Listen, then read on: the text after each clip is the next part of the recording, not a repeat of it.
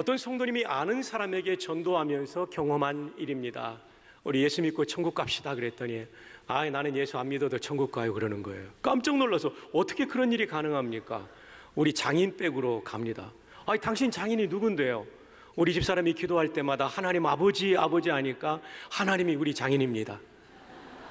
장인이신 하나님께서 사위 그냥 버리시겠습니까? 구원은 그렇게 받는 것이 아님을 여러분 기억하시기를 바랍니다. 요한복음 1장 12절에 영접하는 자 곧 그 이름을 믿는 자들에게는 하나님의 자녀가 되는 권세를 주셨다고 되어 있습니다. 그 이름, 예수님의 이름을 믿는 자가 하나님의 자녀 되고 영적으로 한 번 더 태어난 거죠. 하나님 자녀 될 때 거듭난 것이죠. 중생한 것이죠. 영어로 born again. 엄마에게서 날 때가 있고 하나님의 은혜로 하나님 자녀로 태어나는 영적 변화를 우리는 다시 태어남, 거듭남, born again, 또 중생이라고 말하죠. 그렇습니다. 오직 이 중생을 통해서만, 예수님을 나의 구주로 믿는 믿음을 통해서만 우리는 천국 가게 됩니다. 동의하시면 아멘. 오늘 성경 말씀은 비유입니다. 소위 부자와 거지 나사로의 비유로 알려진 유명한 성경 말씀입니다. 근데 잔 칼빈의 주석을 살펴보니까 이게 단지 꾸며낸 비유가 아니라고 말씀합니다. 이렇게 칼빈이 말하고 있습니다. 그의 주석 116쪽에 이렇게 말합니다. 예수님이 나사로의 이름을 언급하셨다. He mentions Lazarus by name. 이름으로써 그를 언급하셨다. 나사로를. 나는 예수님이 실제 이야기를 말씀하셨다고 판단한다. I judge that he is telling a true story. 그냥 생각한다가 아니라 judge, 판단한다라고 말해주고 있어요. 예수님께서 실제 있었던 얘기를 비유처럼 말씀하신 것이 본문의 말씀이라는 뜻입니다. 자, 이 본문에 나오는 인물들은 어떤 인물입니까? 먼저 부자가 나오죠. 이 사람은 자색 옷을 입었다고 그랬는데 이 자색 옷은 왕들의 옷이라고 알려지고 있습니다.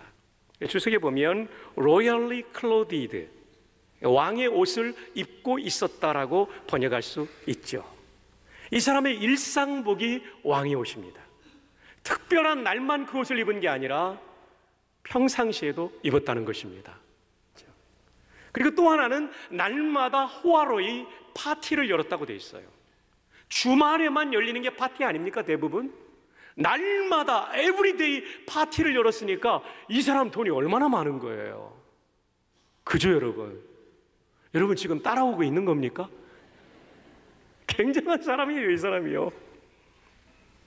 이 사람은요, 최고의 가치가 뭐냐면 하나님이 선물로 주신 재물을요 자기 치장하는 데 다 써버리는 거예요.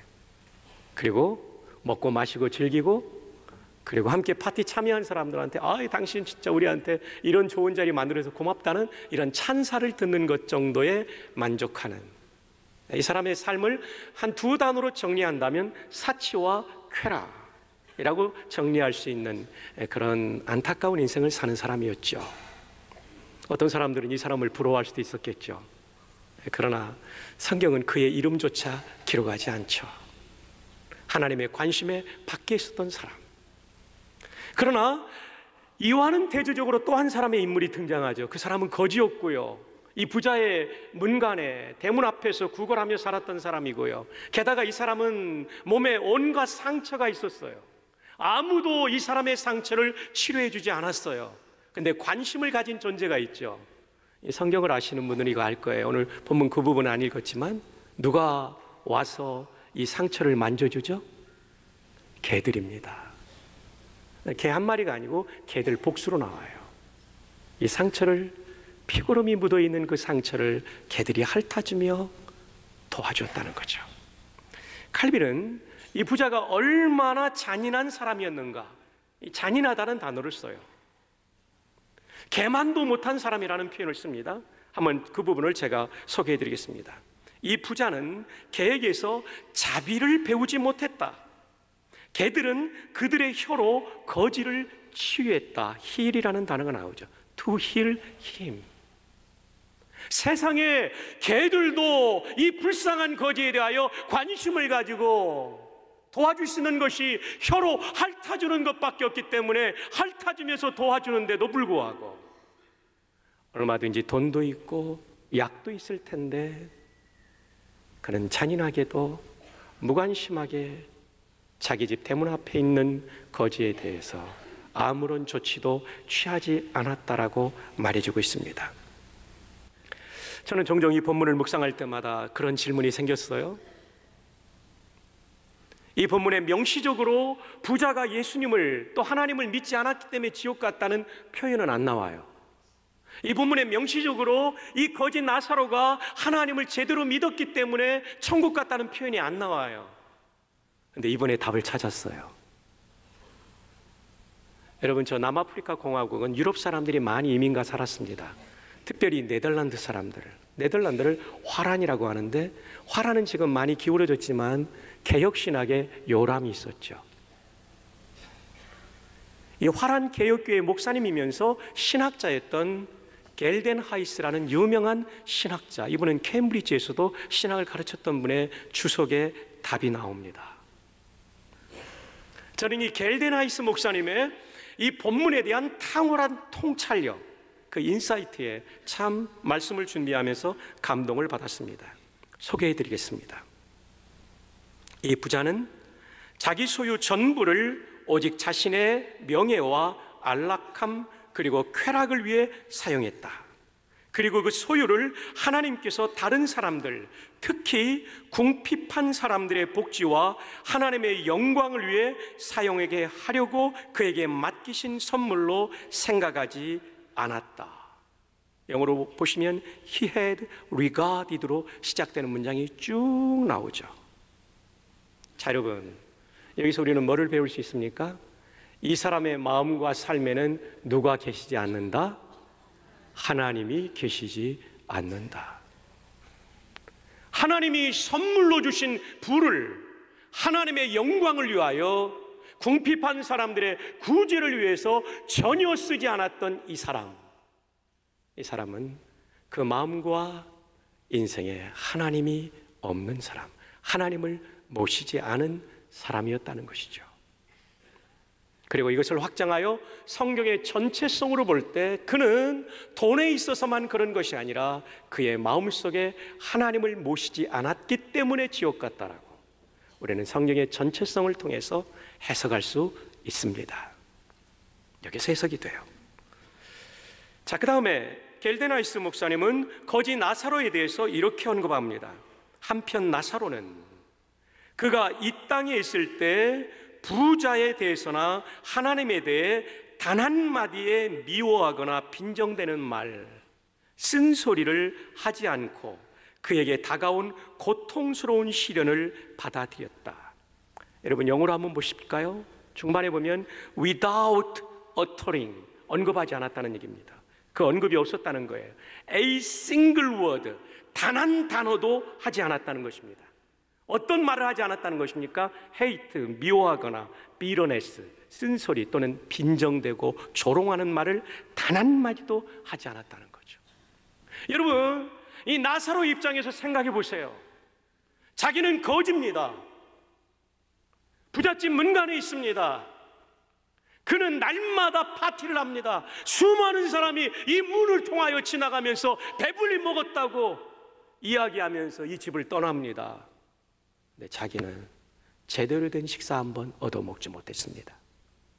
게다가 자기에게는 병이 걸려가지고 치료를 해야 되는데 치료해주는 사람도 없습니다. 사람이 이쯤 되면요 원망하게 됩니다. 이 부자는 도대체 뭐야? 저 많은 사람에게 음식을 먹이면서 나한테는 작은 소반 하나도 챙겨주지 않다니.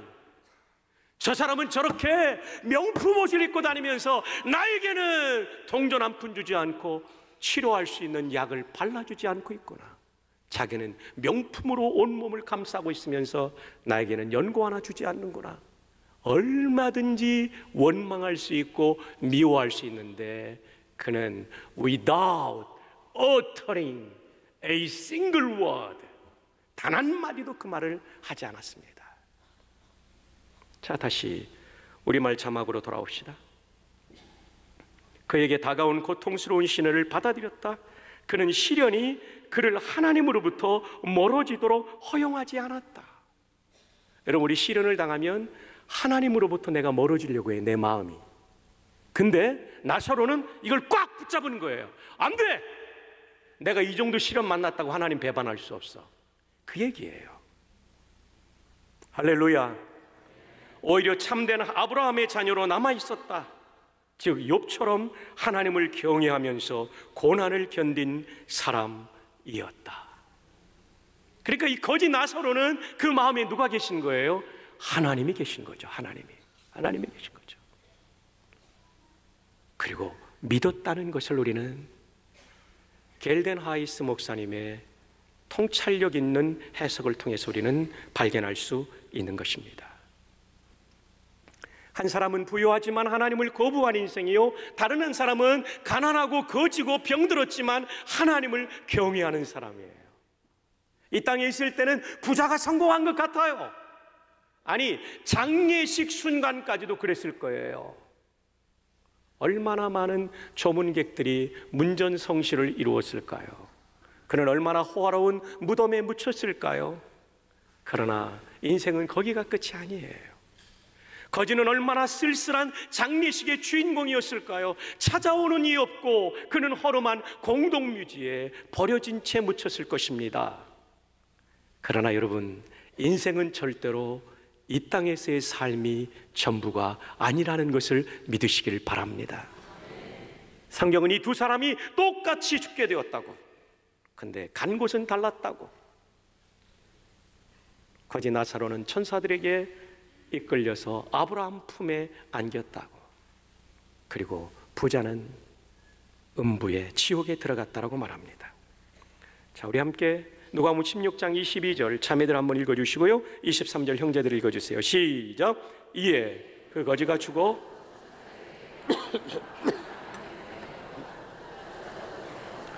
형제들이요, 시작.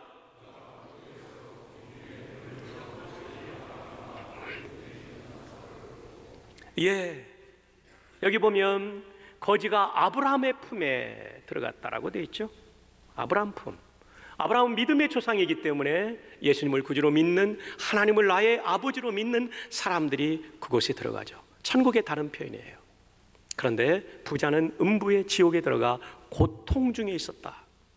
여러분, 지옥은 굉장한 고통이 있는 곳입니다. 그것은 불로 가득 찬 곳이에요. 거기서는 자비와 인자를 구할 수 없습니다. 자비는 살아있을 때까지입니다. 죽고 나면 천국 아니면 지옥 가면, 천국은 복이 있다면 지옥은 형벌이 있는 것입니다. 죽기 전에 전도해야 되는 것이죠. 죽기 전에. 지옥은 고통의 연장이죠. 누가 그런 얘기를 하더라고요. 놀부가 죽어서 지옥에 갔답니다. 여러분, 이것은 꾸며낸 얘기라는 걸로 이해하셔야 됩니다. 지옥에 갔더니 지옥에서 받을 형벌을 본인이 선택할 수 있게 돼 있더래요. 1번, 나무에 매달려서 하루 종일 채찍 맞는 거예요. 너무나 아프게 보여가지고 나는 저건 아니라고. 2번이 뭐였냐면요, 송판에 못을 박아가지고 뒤집어 놓고 뾰족한 못 위를 걸어가는 거예요. 사람들이 걸어가는데 뿌드득 뿌드득 뼈하고 못이 막 이렇게 부딪히는 소리가 나는 거예요. 소름이 끼쳐가지고 저건 내가 아니라고, 저긴 내가 들어갈 곳이 아니라고. 3번을 가보니까 이거는 좀 좋아 보였어요. 굉장히 큰 욕조가 운동장처럼 넓은 욕조예요. 인분이 가득 차 있는데요, 사람들이 거기 다 들어가 있더래요. 들어가 있는데 목을 빼놓고 있더래요. 냄새는 나지만 저건 아프진 않겠다 싶어가지고 나 저 3번으로 들어갈 거예요. 이 사람이 쫙 들어가 놓으니까요, 조금 있다가 10분간 휴식 끝, 100년간 잠수. 물론 이것은 누가 꾸며낸 이 얘기입니다.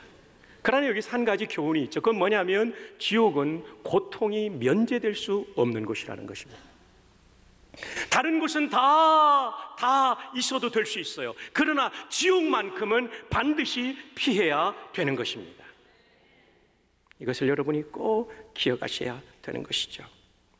그래서 19세기 유명한 무신론자인 토마스 스카트 경이 이런 얘기를 했어요. 그가 숨질 때, 나는 이때까지 하나님도 없고 지옥도 없는 줄 알았노라. 그러나 지금은 그 둘이 다 있는 것을 느끼노라. 나는 젖는 자의 공의로운 심판에 의하여 멸망으로 들어간다. 지옥이 없다고 생각했어요. 근데 죽음의 순간 지옥이 보이는 거예요. 천국이 보이는 거예요. 내가 잘못 살았구나 깨닫고 그는 지옥으로 들어갔어요.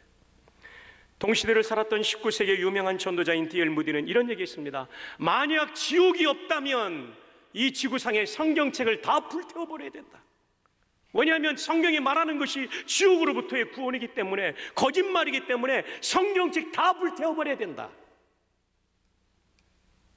우리가 예배당을 돈을 들여 짓고 예배당을 건립하는 목적은 지옥으로부터 사람을 구원하기 위함이다. 그러므로 만약에 지옥이 없다면 무디는 이렇게 말합니다. 예배당 짓는 거 다 중단하고 지금 있는 예배당도 오락실로 바꿔야 된다. 그렇죠. 지옥이 없다면 그럴 수 있는 거죠.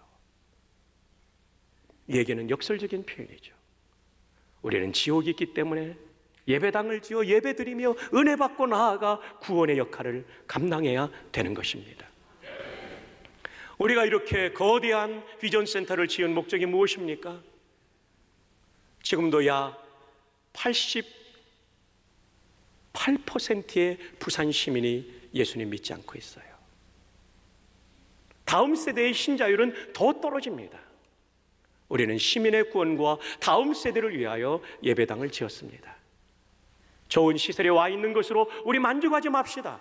더 많은 사람이 이곳에 와서 예수님을 만나는 일을 위하여 우리 모두가 힘을 다해 동역할 수 있기를 주님의 이름으로 축복합니다.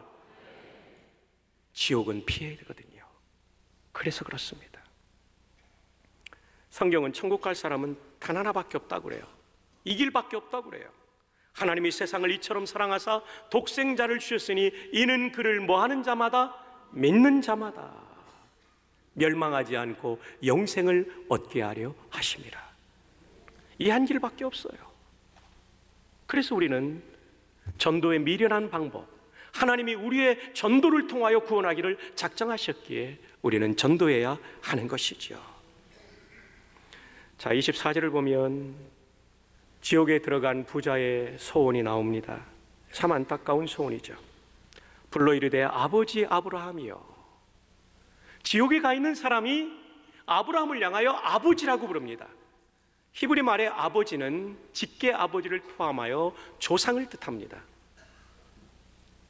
이 사람이 믿음의 후손 또 믿음의 조상으로 아브라함을 모시고 있는 건 아니지만 이 사람은 혈통적으로 아브라함의 후손이었어요. 다시 말하면 유대인이었어요. 여러분, 여기서 우리는 굉장히 중요한 교훈을 받아야 됩니다. 유대인도 하나님을 믿지 않으면, 예수님을 믿지 않으면 지옥 갑니다. 구원은 혈통으로 얻는 것이 아니라 예수님을 구주로 믿음으로 얻는다는 것. 아버지 아브라함이요. 이 표현에서 우리는 배우게 되는 거죠. 그러면서 이어서 이렇게 말합니다. 나를 긍휼히 여기사. 그러나 참 안타깝게도 긍휼은 지옥에는 없습니다. 나사로를 보내요. 죽은 나사로가 살아서 가서, 아니 이것은 다른 표현이죠. 나사로를 이쪽 지옥으로 보내요. 그 손가락 끝에 물을 찍어 내 혀를 서늘하게 하소서. 지금 이 사람이 요구하고 있는 것은 물 한 컵이 아닙니다. 아니면 물 한 움큼이 아닙니다. 손가락 끝에 물을 찍어 내 혀를 서늘하게 해주십시오. 얼마나 지옥불이 뜨거운지 견딜 수 없어서 물 한 모금이면 좋겠지만 그저 물 한 방울이라도 이 뜨거움을 조금이라도 가시게 할까봐 손끝에 물을 찍어, 주석은 한 방울이라고 말하고 있죠. 한 방울, 한 방울. 어떤 미국 목사님이 그런 얘기했습니다. 지옥이 얼마나 뜨거운 곳이냐면 미국에서 나무가 제일 많은 곳에 나무를 베어다가 한 곳에 쌓아놓고 석탄이 제일 많은 곳 펜실베니아의 석탄을 다 캐내가지고 쌓아놓고 미국에서 석유가 제일 많은 오클라호마의 석유를 다 발굴해가지고 거기다가 부어놓고 불을 붙였을 때, 불이 최고의 온도가 됐을 때 지옥불에 있는 사람을 그 위에 올려놓으면 얼어 죽겠다고 소리치는 것이 지옥이다. 지옥이 이렇게 무서운 것입니다. 그래서 우리는 지옥불에서 우리의 사랑하는 사람들을 건져야 되는 것이죠. 물을 찍어달라는 요청은 어떻게 됩니까? 이제 25절로 갑니다. 아브라함이 이르되 예, 너는 살았을 때 좋은 것을 받았고 나사로는 고난을 받았으니 이것을 기억하라. 이제 그는 여기서 위로를 받고 너는 괴로움을 받느니라. 이 말씀을 언뜻 보면 살았을 때 좋은 것 받은 사람은 지옥 간다는 것으로 오해할 수 있습니다. 성경은 전체를 보고 해석해야 되죠. 그러므로 그것이 아닙니다. 하나님을 경외하지 않는 사람, 하나님을 믿지 않는 사람, 하나님을 위해서 일하지 않는 사람, 자기가 하나님께 받은 인생의 시간과 자원을 하나님을 믿지 않고 하나님을 위해 사용하지 않은 사람에게는 지옥으로 간다는 것입니다. 여러분, 저와 여러분이 해야 될 가장 큰 하나님의 일이 무엇일까요? 예수님 친히 이렇게 말씀하십니다. 요한복음 6장 29절 다 함께 한번 읽어요. 시작. 예수께서 대답하여 이르시되 하나님께서 보내신 이를 믿는 것이 하나님의 일이니라. 아멘. 여러분, 우리가 교회 안에서 많은 봉사를 할 수 있습니다. 그러나 이 봉사보다 훨씬 더 중요한 것은 하나님이 보내신 이이신 예수님을 믿는 거예요.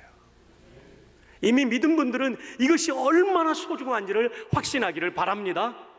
아직 예수님을 구주로 믿지 않는 사람들은 내가 아무리 봉사해도 예수님을 구주로 믿지 않는다면 나는 가장 중요한 일을 놓친 사람이라는 것을 깨닫기를 바랍니다. 예수님이 우리의 구주십니다. 이거 믿는 것이 가장 큰 하나님의 일입니다. 아멘입니까? 뭐에 대해서 아멘 하셨습니까? 예수님이 나의 구주라고 믿는다는 것이 가장 큰 하나님의 일입니다. 스펄전 목사님이 이런 중요한 얘기를 했습니다. 하나님은 위대한 일을 하려고 결심하실 때마다 그의 백성들을 먼저 기도의 자리에 두신다. 너무나 중요한 문장이라 제가 영어로 외워버렸어요. God determines to do a great work.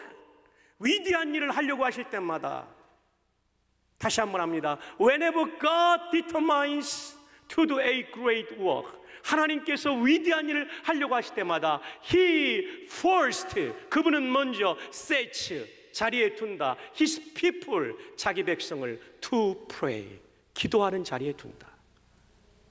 사랑하는 여러분, 부산의 교회가 깨어 기도한다면, 그리고 90%에 달하는, 정확하게 88%에 달하는 시민들을 향한 하나님의 마음을 가지고 전도한다면 부산이 거룩한 도시가 될 줄로 믿습니다.